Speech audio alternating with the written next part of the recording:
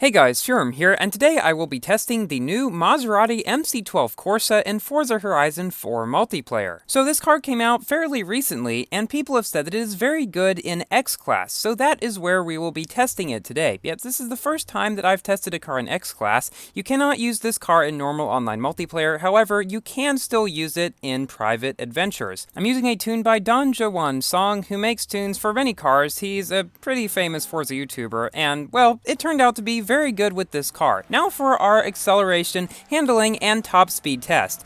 So this car actually does start up very quickly. As you can see here, we're already up to 200 miles per hour, and it does not stop there. You do have to remember, however, that this is X-Class. In S2 class, this car isn't so great, so I really wouldn't recommend it to take out in ranked adventure or anything like that. So we've gotten over 250 miles per hour now. It's slowing down a bit, but we do make it to 260, and it finally tops out at 261. I cannot get it to go any faster than that. So now for our first race, which is on Lake District Sprint. Now in this video are 4 races that I did in a private lobby with a few members of the Purple Team Discord. If you would like to get in these lobbies, join the Purple Team Discord. Link will be in the description. Go to the Special Roles channel, click the Forza Horizon 4 emote, and I will tag the Forza Horizon 4 role whenever I do one of these private lobbies. Then you'll just need to message me on Xbox and I will invite you to the room. And we always have a fun time no matter what car I was testing. We've got Cheesy from Pro Team in another MC12 Corsa, So Crazy Guy in an MC12 Forza edition, which I also have, and it's also pretty good, although this one is better by a bit anyway. There's also Cloud82 in his Sesto Elemento, Supersonic in his CLK GTR, and Homoth in his McLaren 720S pre-order. So you can tell we've got a lot of good cars here,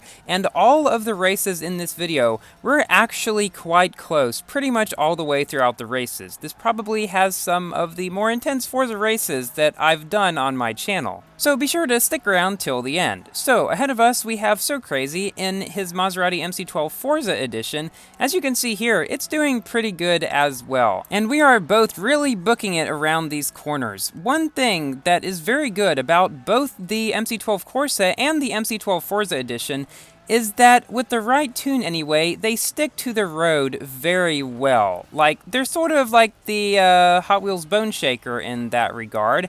However, they don't understeer, at least the Corsa doesn't, and as long as you stay on the asphalt, you can get around a lot of turns a bit faster than in a lot of other cars, and you can actually do it without hitting the outside wall as well. However, I did find one thing out. This car does not do so great off-road. The few times when like the back of my car or something went off-road, I basically just lost control and it does not grip at all if you're not on the asphalt, so try not to do that. Here we came in first with the MC12 Forza edition coming in just behind. Now we've got a race on Ambleside Sprint, which should really test this car's cornering ability since it has some pretty tight hairpin curves, not unlike the ones on Azure Coast from Asphalt 8, I would say. There are a few things to keep in mind when you're doing private adventures versus doing either online or custom adventures. For one thing, in private adventures, you don't have the wall riding fix, where basically it slows you down if you go against a wall.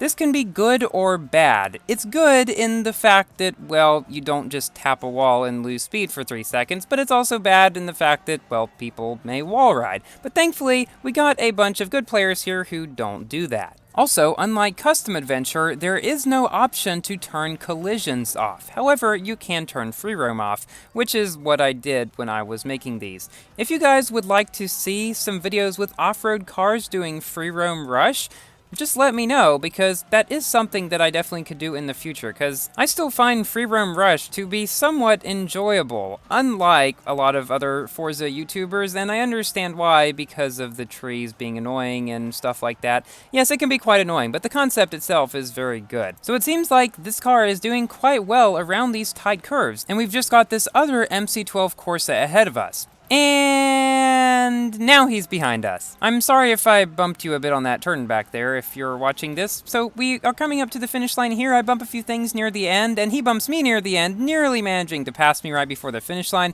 but we do finish with him right on our tail. Behind him was the MC12 FE, followed by the Sesto Elemento. Now for an extremely intense race on Edinburgh City Sprint. This time, Supersonic is in another Corsa, and Cloud82 and So Crazy are in the MC12 Forza editions. And we've got Homoth in the Senna and Get Wrecked Son in the Mosler, which is an extremely good X-Class car and quite possibly still one of the most well-rounded cars in the entire game. One reason I chose this track was to really push this car's braking and handling ability to the limits, because it's just one of those tracks that has so many 90-degree turns and stuff like that.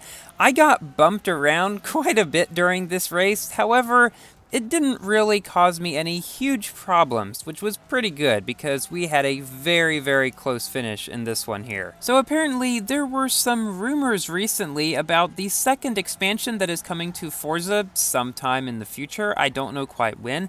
Some people thought it was going to be Japan because of a screenshot that showed some new Xbox GUI stuff or something like that. I don't remember quite what it was, but there was supposedly a person that showed next to their name was playing Forza Horizon 4, and then some Japanese name of a track or something like that.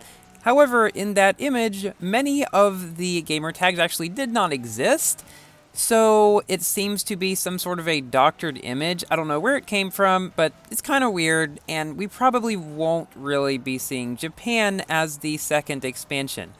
Japan is nowhere close to the UK anyway, which is where Forza Horizon 4 is, and so that would be just kind of odd. Also, I think if they were going to do Japan, they would do that in, say, Forza Horizon 5 or something whenever that comes out. So yeah, it's probably fake. However, I do think the expansion will be pretty good, and who knows, maybe I'll get the expansion pack at that time. I'm not really sure yet. So we're now well over 3/4 of the way done with the track. However, I take this corner a bit too wide, and thus Gerexon manages to pass me in his Mosler, or Mosler, depending on how you pronounce it. Now here's where things get a bit weird. So Gerexon hits the wall, Supersonic hits the wall, and then I hit the wall, and then Supersonic hits the wall again, and then somehow I managed to get ahead of all that and come in first.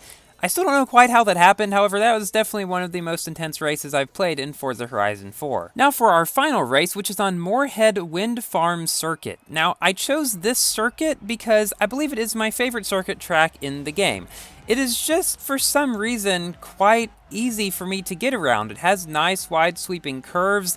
Not many annoying parts. There's maybe one turn that's a little bit annoying, but overall, I do quite like this track, and I try to play on it quite often when I'm doing these private lobbies. However, I don't like to do too many circuits, because I do know it does get sometimes a bit boring watching the cars go around the same track multiple times, which is why I think that the longer sprints are usually better for video content. However, I will still do circuits sometimes, because I'm sure you guys are wondering how the cars perform in those as well, since you do get them in multiplayer.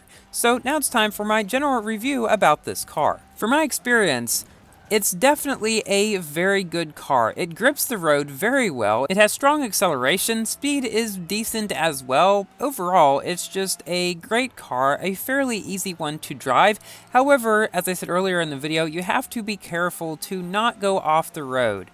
Because, yes, if you go in the dirt and stuff like that, this car does not like it, and you won't get nearly as much grip as you do on the asphalt. If you have not gotten this car yet, I believe you can pick it up on the auction house for several 100,000 credits. And I would say those would probably be credits fairly well spent. However, you do have to keep in mind, you cannot really use this car in online adventures, because in S2 class it's not very good. However, if you're doing some casual races with your friends, you know, stuff like that, you can definitely show off your nice car in that. Some people have been asking that now that I've done a face reveal, which, by the way, if you didn't know, check my community post and you'll find a link to it. People have been asking if I'm going to do webcam on my videos or streams. I might in the future, however, I don't have any particular plans to do that now. So here we have come in first us, with Get Wrecked Son just right behind us. That Mosler is an extremely fast car, and behind him was the Senna. So guys, thank you all so much for watching, and thank you to everybody who participated in these races. It was very fun to record. Please like the video if you've enjoyed, and consider subscribing for more Asphalt 9 and Forza Horizon 4 content. And I will see you in my next video. Goodbye!